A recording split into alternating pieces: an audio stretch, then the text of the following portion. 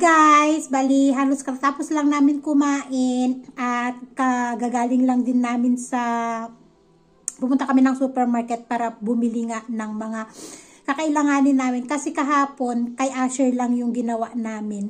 Kasi mahirap kasi pagkasama namin si Asher, habang tumatagal kasi kami sa supermarket, mas marami yung madadampot niya kasi. Kaya sabi ko, pupunta kami ng supermarket na kami lang si Asis na hindi kasama si Asher. Ayun. And yun nga, natuwa naman ako guys kasi sports day nila Asher. Ngayon, 2 week na to yung sports day nila Asher.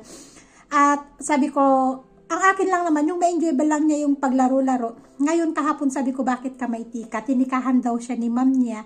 Sabi ko, bakit nanalo ka sa laro? Oo daw. So, nagantay ako ng i-upload nila na video galing school. Ayun, naka 3rd place naman si Asher. Yung kutsara na may marble.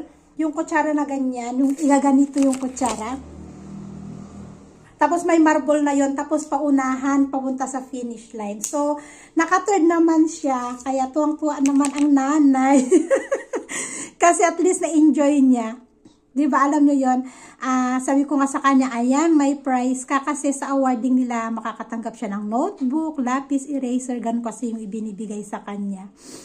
So, sabi ko, galingan mo pa yung galingan mo pa yung paglalaro mo. Ang akin lang naman, i-enjoy lang niya yung sports day nila ngayong week na to. Pero masaya ako kasi, alam nyo yon, kahit pa paano matututo siya sa mga ganun laro-laro ba. So, ayan. Bago tayo magluto ng macaroons, kasi balak ko magluto ngayon ng macaroons guys, kaya pumunta kami ng supermarket para bumili ng unsweetened coconut, anong tawag doon? Ayan, so magro-grocery haul tayo. So, bumili ako ng mayda, 1 kilo ng mayda kasi nga, diba, balak ko talagang magluto ng pandesal. Kailangan ko ng mayda at kailangan ko ng breadcrumbs daw. Ayan, so.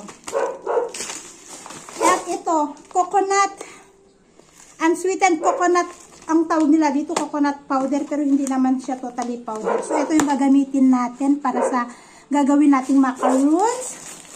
Bali, bumili ako ng 2. Di ko alam kung ilang grams to. Ilang grams ang isang ganito.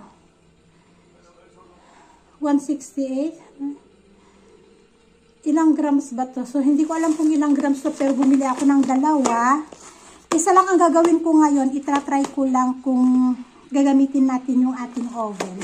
So, 2 binili ko niyan. And, syempre, cupcake. Nagustuhan ni Asher yung cupcake kahapon. Naubos niya lahat. At, bumili ako ng aluminum foil. Dapat parchment. Wala man silang parchment. Kaya, siguro pwede na tayo sa aluminum. Ipapatong ko siya sa aluminum na lang. Ayan. At, syempre, kailangan natin ito para sa mosquito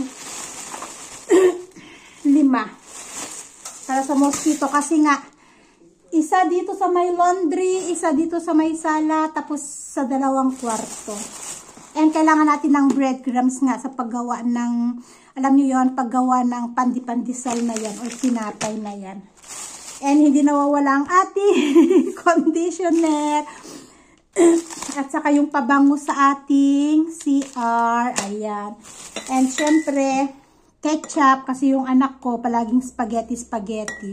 Hay nako, si Asher. Ayaw niya lang pansit. Gusto niya lang palaging spaghetti. And syempre, vanilla. Kailangan natin yung vanilla mamaya. At chocolate. Dinampot ni Asis. At syempre, hindi nawawala ang french fries dahil may air fryer na rin naman tayo doon sa ating microwave. So, french fries. Hindi na tayo magprito-prito. Hindi na tayo gagastos ng mantika. Pero gagastos tayo ng electricity and syempre sausage. So, ayan. Iyan yung pinamalengke namin ni Ashley. Speaking of electricity, may nabasa ako na malakas daw ang kain nito sa electric. Pero, dumating na yung aming electric guys, hindi naman. Kasi yung lakas ng higop nitong microwave oven natin ay kasing lakas lang nung ating motor sa tubig. Motor sa tubig ba? Ang motor sa tubig natin, kasi tuwing umaga nagagamit yan, linis ng kusina, linis ng ng terrace at saka yung pagpapatubig dyan sa may kalsada para hindi maalikabok ba. Pareho lang. Kasi dumating siya kahapon yata. Dumating siya kahapon and ang bill namin ay 908. Tapos yung minimum charge na 125. So 1,028. Yun ang bill natin ngayong month na to. Nakailang beses na rin naman namin ginagamit to kasi nga sabi ko, halos araw-araw namin siya nagagamit sa pagpapainit ng microwave ang nagagamit namin. Pero yung pagbibake at saka yung pag grill, siguro 2 o 3 beses lang. Pero hindi naman ganun siya kalaki. So, ayan. Maggagawa na tayo. Ililigpit ko lang to.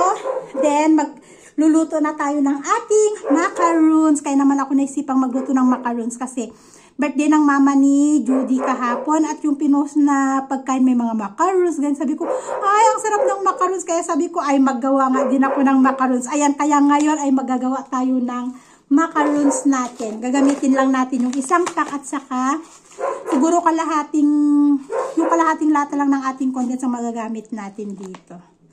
So, see you guys!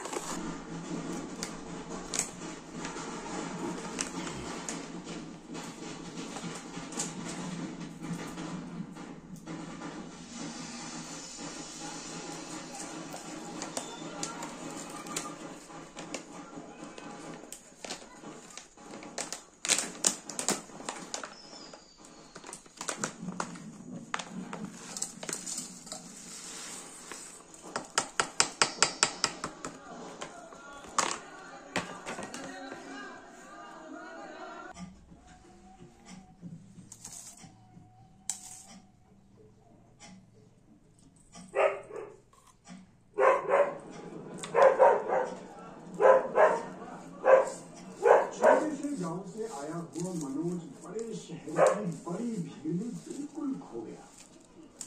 कई दिनों तक भोजनालय के बाहर भूखा प्यासा बैठा रहा। उसके अंदर एक घमासान युद्ध चल रहा था। So, mag-start na tayo guys sa ating lulutuing macaroons. Pero saglit lang, bubuksan muna natin yung ating coconut powder. Ba't kaya coconut powder ang tawag nila dito, no? Hindi naman siya totally powder. Ayan, so kagaya nakikita nyo, ayan na yung ating coconut and yung ating condensed. Bali yung condensed ay nabili ko pa yan nung New Year yata, no? So ayan, isasalin natin dito sa ating bowl. Bali dito na lang nilagay ko, sa stainless na lang siya para mas mabilis ba. And maglalagay tayo ng condensed milk. Yan. Bali, nagaya ko lang din ito guys sa internet din kung paano gumawa ba ng macaroons. So, kasya na siguro yung kalahati, pero kung hindi man, basta unti-untiin natin yung paglagay ng ating milk para hindi naman masyadong mamasa-masa ba yung ating macaroons. Pero kung hindi kasya ang kalahati, so, dadagdagan pa natin. So, mix-mix lang natin. Then, maglalagay ulit tayo ng condense. Bali, itong ginawa ko guys, tansyahan na lang. Kasi nga, para makuha lang natin yung, alam nyo yon, yung lapot na gusto natin. So, mix lang natin siya ng maigi hanggang sa makuha natin yung gusto nating timpla sa ating coconut. And after ng konting halo-halo, syempre maglagay din tayo ng ating vanilla essence. Tansyahan na lang din guys ang nilagay ko. Pero ang bango ha. Bango. Maano siya sa iba talaga kapag may may vanilla essence, iba talaga yung amoy ng pagkain. So ayan, mix ulit, mekos ulit. And after nyan, ito na yung kinalabasan niya guys, oh. Ayan. And syempre dito natin ilalagay sa ating baking tray. Baking tray bang tawag diyan? So ayan. Ilalagay lang natin siya dyan, ibibilog lang natin. Ang nakalagay kasi doon, gagamit daw ng ice cream, yung pang-scoop ba ng ice cream. Pero wala naman tayong pang-scoop ng ice cream, kaya ang gagawin natin guys, kutsa-kutsara na lang, bilog-bilugin na lang natin sa kutsara. Ganun. gawa na lang natin siya ng paraan ba. Alam nyo yon, pag gumawa ng paraan, kapag gusto nga daw maraming paraan, pero kung ayaw maraming dahilan, o kagaya niyan. Yan. So, bilog-bilog lang natin dyan, hanggang sa mapuno natin yung tray. And syempre, i-start na rin natin, painitin na rin natin yung ating microwave. Kasi, iinit muna yung microwave natin bago natin ilagay yung pagkain. Ayan, nakadalawa na tayo. O, diba? Bilog-bilog lang. And, yun, ini-start ko na rin yung ating guys, microwave. Pinapainit ko siya. Bali, ang nakalagay dun ay 180 degrees. Tapos, pag niluto na natin ay 25 ito na yung ating macarons guys. Nasunog yung banda dito, mag-alarm. Magbibip yan. Yung nasa gitna, okay naman. Ay, tapos nakalagay add food. So, doon na natin yung ilalagay. Tatlo dito, ito okay naman tong mga to. Pero so, ito lang talaga. Konti kasi masyado siyang dikit sa wall. Dapat pala inano ko. Kasi ang nilagay ko lang convection. Kailangan pala micro convection dapat para naikot siya. O, diba? Ayan. Bilog-bilog So, lang. ito na. And, katatanggal ko lang siya sa oven. First time ko yata gumawa ng macarons Eksakto, dito. lang siya. 20 minutes. No? Kasi nung makita ko na medyo nangitim na to, ibinaliktad ko. Kaya ganyan itsura niya. And eksakto 20. Dapat ganito lang dapat, itsura, dapat. Pero try natin. Yan. Ating macarons. Try natin yung ating macarons habang mainit-init pa. So, try na natin tikman, guys. Yung ating macarons, ayan. Crispy-crispy pa. Mainit. Tingnan natin kung masarap.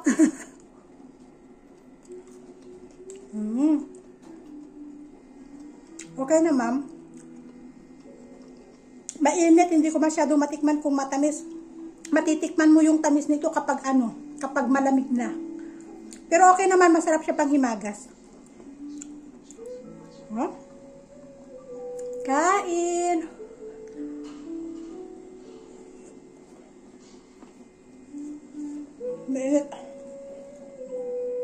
Naghahanap ako nung maliliit na cup. Yung plastic paper cup ba na parang ginagamitan pa kapag nagbe-bake. Wala man akong mahanap sa supermarket. Maganda sana para may konting design, no? Ilalagay sa ganon. O, diba? Natutuwa naman ako, nakakapagluto na, nakakapag-bake na ako kung ano yung gusto kong lutuin. Ayan, so, yun lang yung ating video. End ko na yung ating video for today. Thank you again for watching and see you in our next video. Bye everyone and God bless us all.